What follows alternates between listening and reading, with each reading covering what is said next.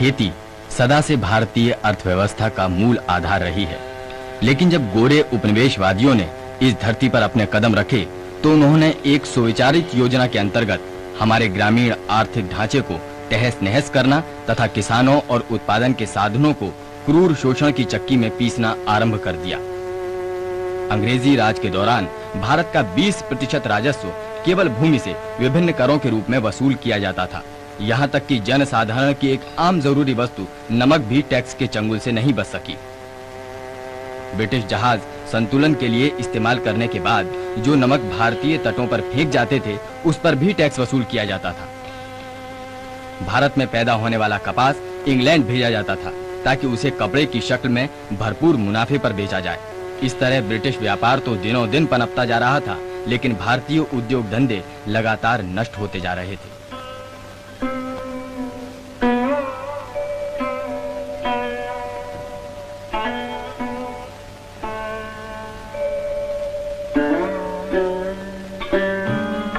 भारतवासी लगातार जूझ रहे थे विदेशी शोषण और दासता से मुक्ति पाने के लिए। 1929 जवाहरलाल नेहरू की अध्यक्षता में कांग्रेस ने अपने लाहौर अधिवेशन में पूर्ण स्वराज का ऐतिहासिक प्रस्ताव पारित कर दिया।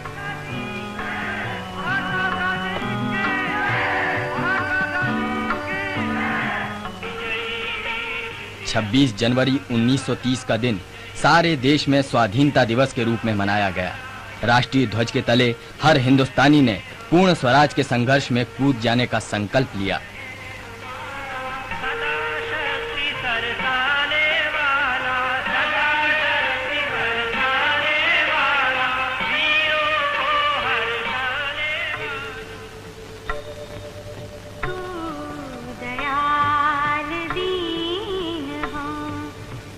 इसी वर्ष 14 और 15 फरवरी को कांग्रेस कार्य समिति की बैठक साबरमती आश्रम में हुई, जिसमें पूर्ण स्वराज के प्रस्ताव पर अमल करने के मुद्दों पर विचार किया गया। महात्मा गांधी से अनुरोध किया गया कि वे देश का नेतृत्व करें। महात्मा जी ने अपना घोषणा पत्र जारी किया। स्वराज का 11 सूत्री कार्यक्रम, पूर्ण नशाबंदी, लगान में कमी, सैनिक खर्चों को घटाना, बड़े अफसरों के वेतन में कमी, नमक पर लागू टैक्स हटाना और जनसाधारण के हित में अन्य आर्थिक उपाय।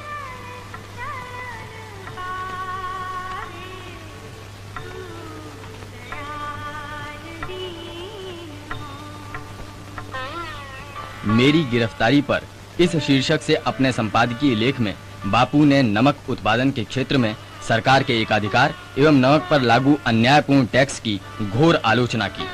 2 मार्च 1930 को उन्होंने वायसराय को चेतावनी दी। प्रिय मित्र, सविनय अवज्ञा आंदोलन छेड़ने से पहले मैं चाहता हूं कि आप विचार करें ताकि कोई रास्ता निकल सके। ब्रिटिश राज ने भारत के करोड़ों दीनहीन जनों को क्रूर शोषण की व्यवस्था एवं सैनिक व नागरिक खर्चों के अंधाधुंध बोझ तले पीस डाला है। ये अवस्था अब बर्दाश्त के बाहर है।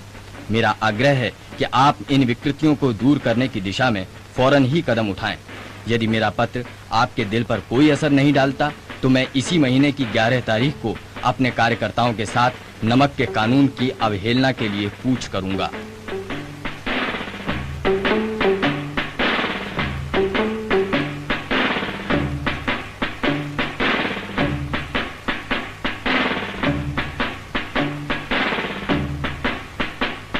उत्तर में वायसराय लॉर्ड इरविन ने केवल एक संदेश भेजकर बापू के इस इरादे के प्रति नाखुशी जाहिर की।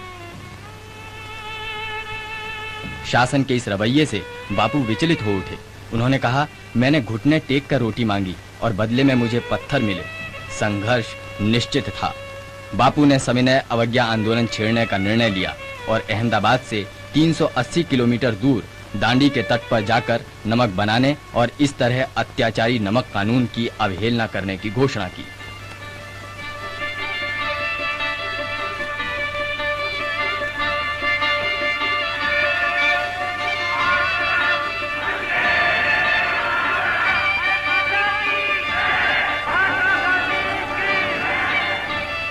मार्च 1930 को साबरमती के तट पर हजारों लोगों ने गांधी जी के साथ कदम से कदम मिलाकर बढ़ने का संकल्प लिया। महात्मा जी ने 78 सत्याग्रही भारत के विभिन्न भागों एवं नेपाल तथा फिजी से चुने।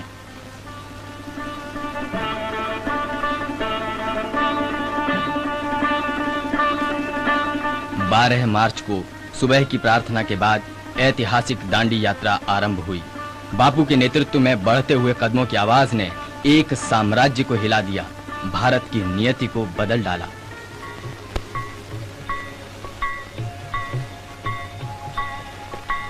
वैष्णव जन तो तेरे कहिए जे पीड़ पराई जाने रे। दांडी यात्रा में भाग लेने वाले तरुण भी थे, प्रौढ़ भी। बापू सर्वाधिक आयु के वृद्ध थे, किंतु उनकी तेज चाल जवानों को भी मात करती थी। पर दुखे उपकार करे तोए मन अभिमान। इस विशाल अभियान के समाचार ने सारे विश्व में खलबली मचा दी।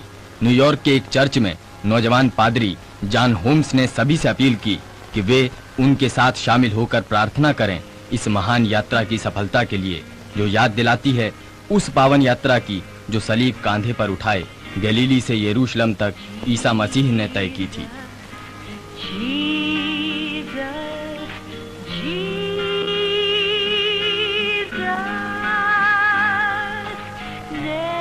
यात्रा के चौथे दिन सत्याग्रही जत्था नडियाद पहुंचा, जहां 20,000 से अधिक लोगों ने उनका स्वागत किया। गुजरात में जगह-जगह कितने ही लोग सरकारी नौकरी से त्यागपत्र दे चुके थे। बापू ने अन्य लोगों से भी उनका अनुकरण करने की अपील करते हुए कहा, ब्रिटिश हुकूमत उसकी चाकरी आपको सिर्फ एक हक दे सकती है, और वो है अपने ही भाइयों पर जुल्म ढाने का हक।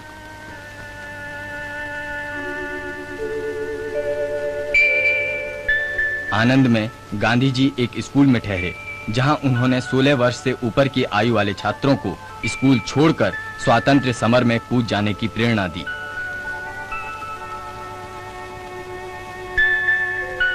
अपनी इस लंबी यात्रा के दौरान भी बापू अपनी दिनचर्या का नियम पूर्वक पालन करते थे। रात देर तक जागकर सैकड़ों पत्रों के उत्तर देते, अपने अखबारों के लिए लेख लिखते और व्यस्तता के बीच रोजाना चरखा चलाने का समय भी निकाल लेते।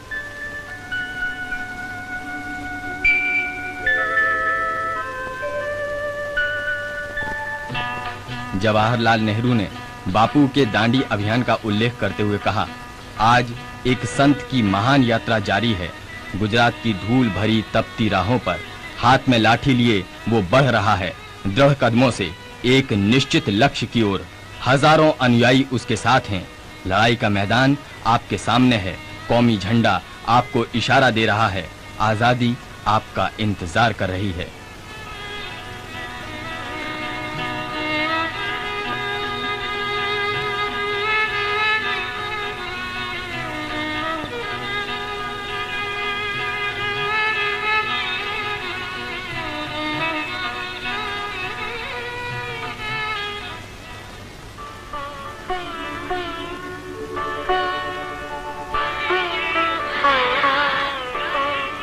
यात्रा के दौरान लाखों लोगों ने बापू का स्नेह भरा स्वागत किया।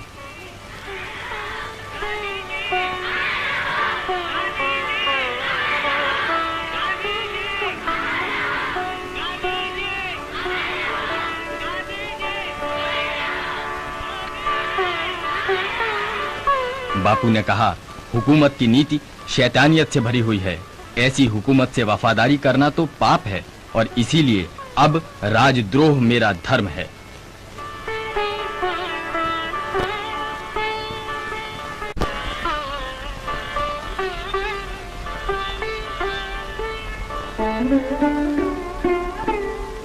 ब्रिटिश गुप्तचर सेवा के अनुसार बापू के आह्वान पर बोरसड़ जिले के 60 सरकारी अफसरों ने नौकरी को ठुकरा दिया।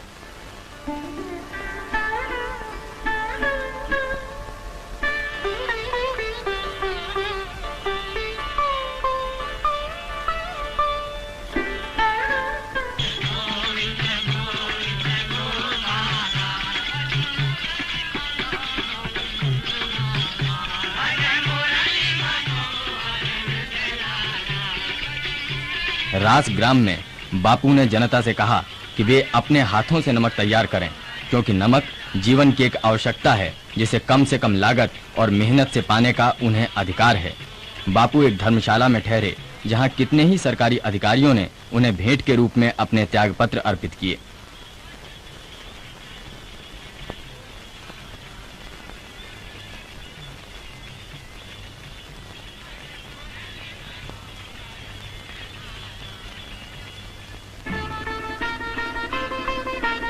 दांडी यात्रा केवल 78 सत्याग्रहियों के साथ शुरू हुई थी, लेकिन लोग साथ आते गए और कारवां बढ़ता गया।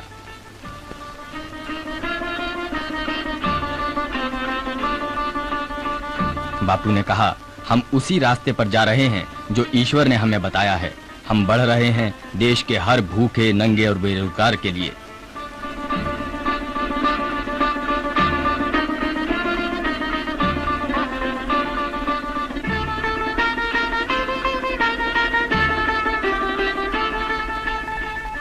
नवसारी में बापू ने कहा, इतिहास में ऐसी किसी दूसरी कौम की मिसाल नहीं मिलती जो इतनी उदार, इतनी सहृदय और सेवा भावना से अभिभूत हो। जब जब मैंने पारसी भाइयों की तरफ हाथ फैलाया है, वो खाली नहीं लौटा।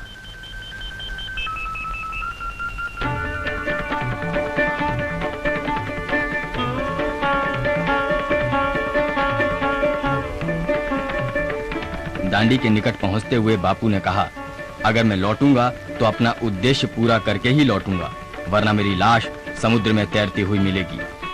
भारत की महिलाएं भी इसी ऐतिहासिक अवसर पर श्रीमती सरोजनी नायडू के नेतृत्व में स्वाधीनता अभियान में शामिल हुईं।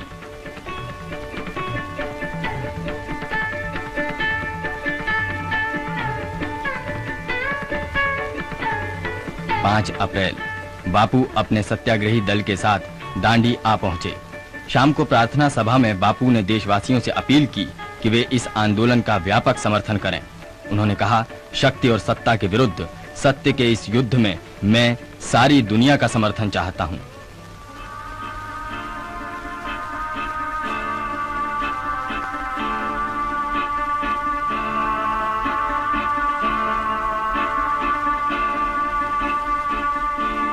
अप्रैल 1930 की सुबह बापू दांडी के सागर तट पर आए। 8:30 बजे उन्होंने मुट्ठी भर नमक उठाकर अत्याचारी नमक कानून का खुला उल्लंघन किया। ये एक संकेत था और इसी के साथ नमक सत्याग्रह का सूत्रपात हुआ।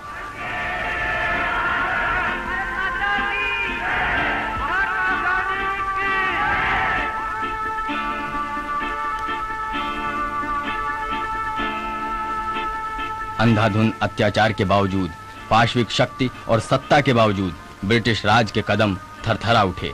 पंडित नेहरू के शब्दों में नमक एक रहस्यमय शब्द बन गया, दृढ़ता का प्रतीक बन गया। देश के कोने कोने में नमक सत्याग्रह छिड़ चुका था। उत्तर प्रदेश में, बिहार में, उड़ीसा में, बंगाल में और महाराष्ट्र में भारत की चिर शोषित नारियां घर की चार दीवारी से बाहर निकलीं और पुरुषों के साथ कंधे से कंधा मिलाकर स्वाधीनता संग्राम में शामिल हुईं। किसानों ने लगान अदा करने से इनकार कर दिया। रचनापल्ली से चक्रवर्ती राजगोपालाचारी के नेतृत्व में नमक सत्याग्रहियों ने वेदारण्यम के सागर तट की ओर कूच किया।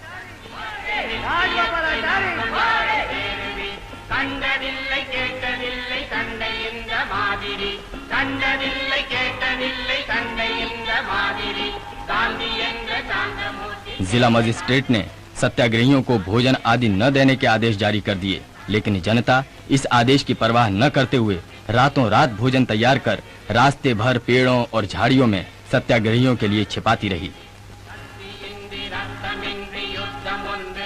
करीब 240 किलोमीटर की दूरी तय करके 30 अप्रैल को वेदारण्यम के तट पर इस जत्थे ने नमक उठाकर नमक कानून भंग किया। सभी को तत्काल गिरफ्तार कर लिया गया।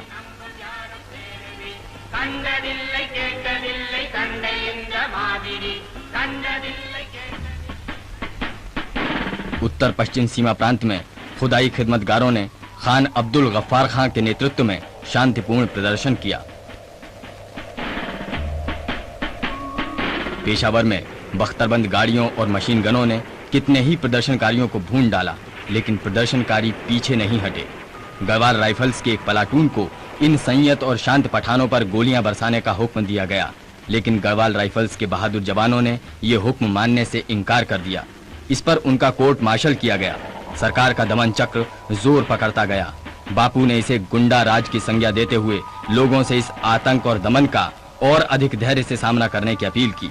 उन्होंने वायसराय को लिखे पत्र द्वारा धरसाना के नमक कारखाने पर सत्याग्रह करने का ऐलान किया।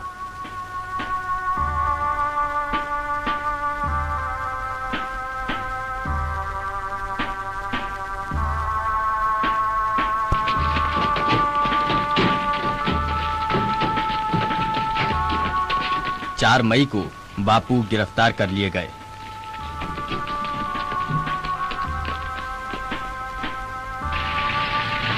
बापू की गिरफ्तारी के बाद आंदोलन का नेतृत्व अब्बास तैयब जी ने संभाला।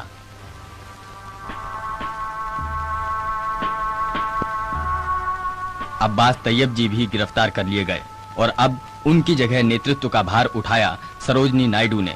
2400 सत्याग्रहियों के साथ उन्होंने धरसाना के नमक कारखाने की ओर कूच किया। श्रीमती नायडू ने सत्याग्रहियों से कहा, किसी का हाथ नहीं उठना चाहिए, अपने ऊपर किए जाने वाले प्रहार से बचने के लिए भी नहीं।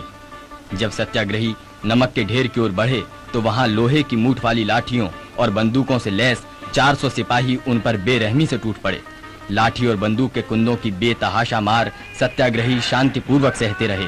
प्रतिकार करना तो दूर, किसी ने बचाव के लिए भी हाथ नहीं उठाया।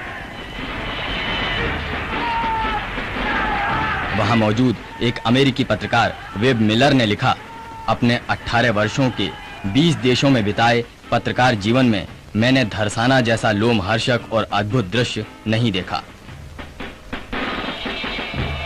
वेब मिलर ने आगे लिखा, घातक प्रहारों से सत्याग्रही बेहोश होकर गिरते जाते थे और उनकी जगह लेने निर्भय, शांत और संयत नए सत्याग्रही आगे बढ़ते थे। वे तब तक आगे बढ़ते जाते जब तक पाशविक प्रहार उन्हें गिरा न दें।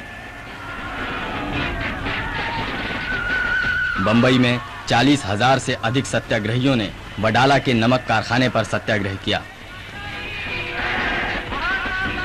लुई फिशर ने भारतीय राजनीति पर नमक आंदोलन के प्रभाव का उल्लेख करते हुए कहा, अंग्रेजों ने हिंदुस्तानियों को लाठी और बंदूक के कुंदों से मारा, लेकिन हिंदुस्तानी इन क्रूर प्रहारों को शांति से सहते रहे।